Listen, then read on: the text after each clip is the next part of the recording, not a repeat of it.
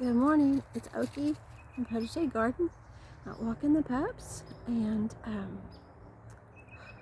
look, can you see the steam when I blow out?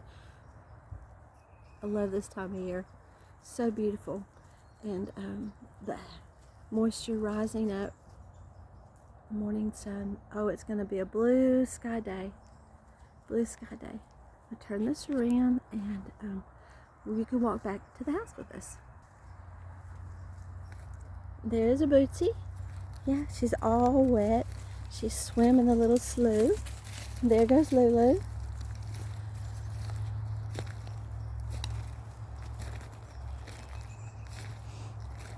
The way the light hits this fall morning.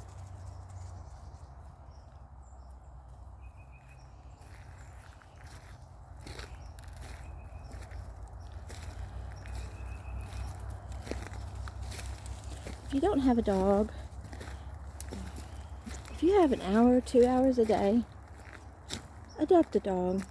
I know you may work, you're busy at home, don't feel like you've got time for one, but the shelters are full and they would like an hour or two. They greet you with such enthusiasm. They just adore you. Just the run and play of one that's puppy-ish, or an older one who sits still and just likes a pat on the head, reassurance that you're there.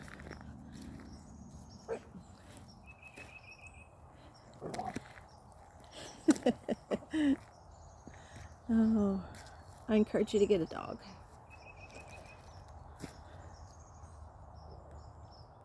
Sun's so bright.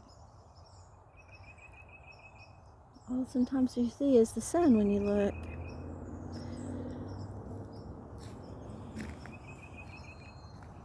Giant pin oak trees.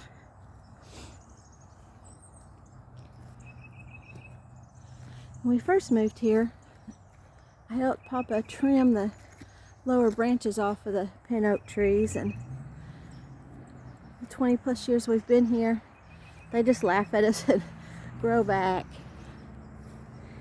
They just grow to what they're meant to be with the seed. You know, the pin oak nut, let's let me get really close and show you the size of the seed. Look, aren't they beautiful, those little pin oaks? You know, when recently we were in Dallas area and I picked up some acorns and they had a pin oak. It was a long, narrow acorn. There's so many varieties of the oaks, but they are mighty. And you can see them on the ground, but I don't see any that's bitten,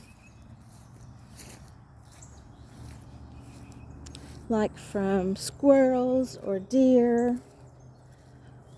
I think that's the only animals I can think of that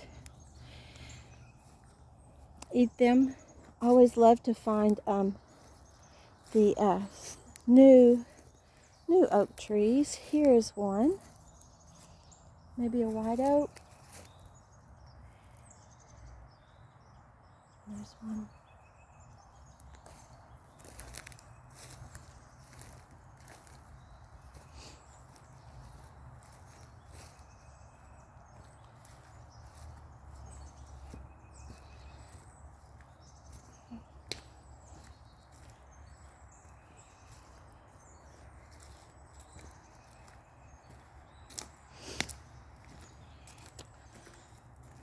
Back at my protege garden, here's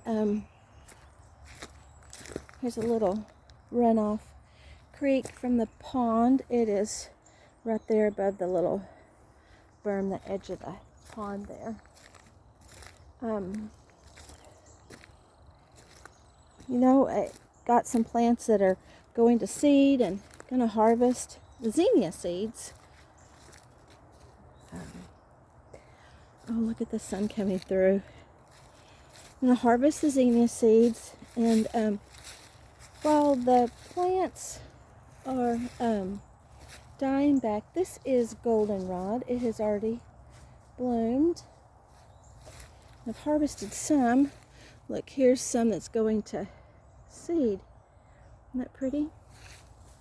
So you can take that and mix it in a tea, a tincture, and it really helps with allergies, inflammation kind of response.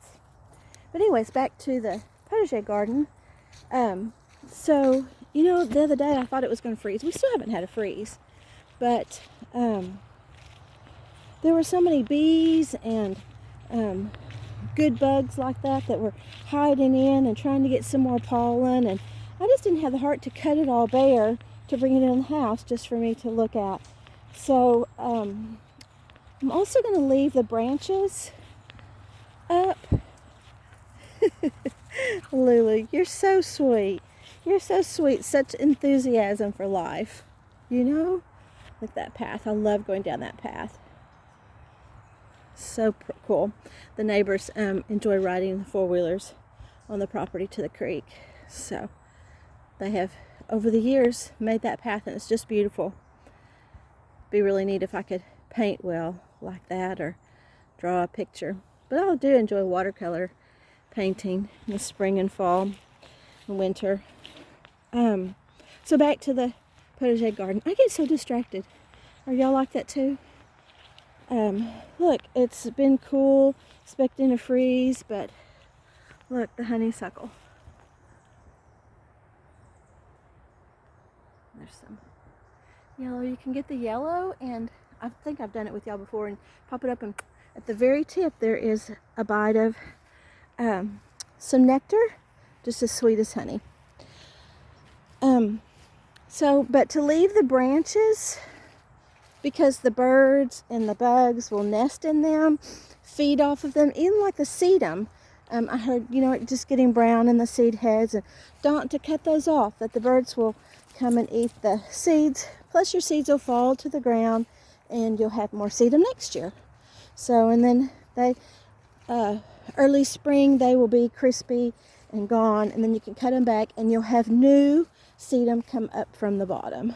So, and I have tried to plant a few things to be winter interest, like the cedars and the few trees that I've left up. And, you know, I left a pin oak, was growing up in the quince, so I left that. And the green beans, you know where the green beans are? Right there. Let's see if I can make this bigger. The green beans are right there at the tower. I got my little pointy finger in there, right there. I like how it's a tower like that. The past years I've put a fence across it to kind of end the garden, but I really like that tower there. Well, I don't have a tower.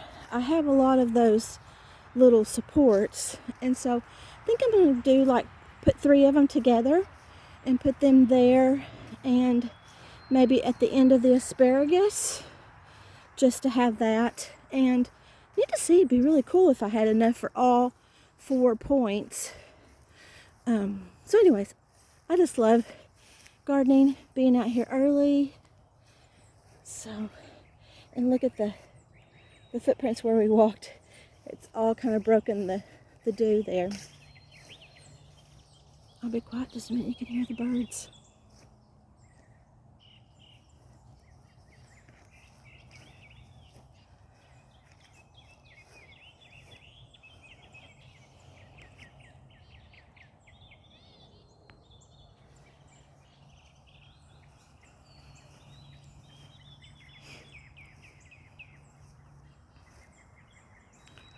I have some Annabelle hydrangeas that are on that side of the window right there. They should be big.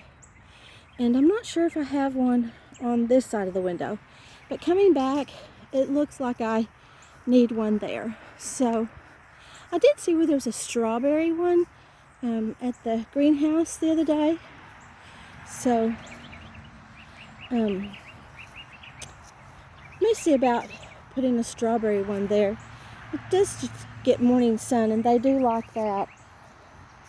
So I guess I need to get these pups in the house. Yeah, I hung my laundry out late last night, and it'll have time to dry today. The days just are filled with expected and unexpected, and you just roll with it. Just do the next thing. God's with us. We're not alone. I hope you've made him your Lord and Savior. Those little pink flowers, orange flowers, the words lost me. They're just really thriving now that it's gotten cooler. They love the cool, moist. And like baskets, doing fairly good.